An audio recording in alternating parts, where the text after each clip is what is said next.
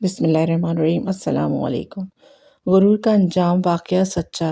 بنی اسرائیل میں ایک شخص تھا جو بہت بڑا ہی نیک، عابد اور زاہد تھا۔ سب لوگ اس سے بڑی ہی عزت سے ملتے تھے۔ لوگوں میں اس کی نیکی اور پارسائی کا بڑا ہی چرچا تھا۔ اسی علاقے میں ایک شخص اور تھا۔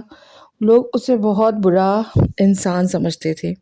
وہ تھا ہی ایسا بد عمل اور بد کردار، کوئی بھی اسے اچھا نہیں سمجھتا تھا۔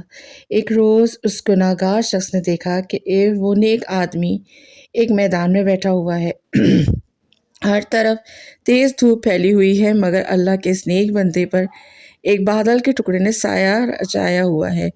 گناہگار نے یہ منظر دیکھا تو اپنے دل سے بڑا شرمسار ہوا اور یہ خیال پیدا ہوا کہ اس چلچلاتی دھوپ میں جہاں دور دور تک سایہ نہیں ہے، بادل کے ایک ٹکڑے نے صرف اس لیے اس پر سایہ کر رکھا ہے کہ اللہ کا نیک بندہ ہے، کیوں نہ میں بھی اس کے پاس بیٹھ جاؤں۔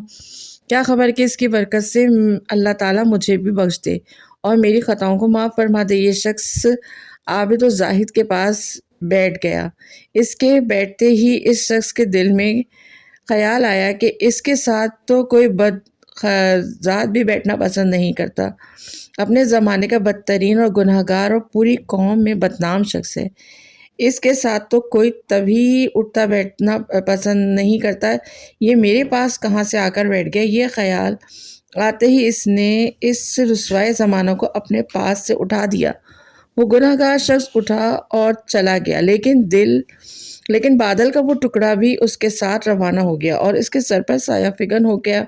اس وقت کے پیغمبر کو وحی آئی کہ ان دونوں سے کہو کہ نئے سرے سے اپنے اپنے اعمال کی ابتدا کریں، کیونکہ اس فاسق اور فاجر جو کچھ بھی ہم نے اس کے خلوص اور حسن نیت اور جذبہ شرمساری کے سبب اسے بخش دیا اور اس کی پچھلی ساری خطائیں معاف کر دیں، جبکہ اس عابد کی تمام نیکیاں اور اچھے اعمال اس کی تکبر کی وجہ سے اسے چھین لیا گیا۔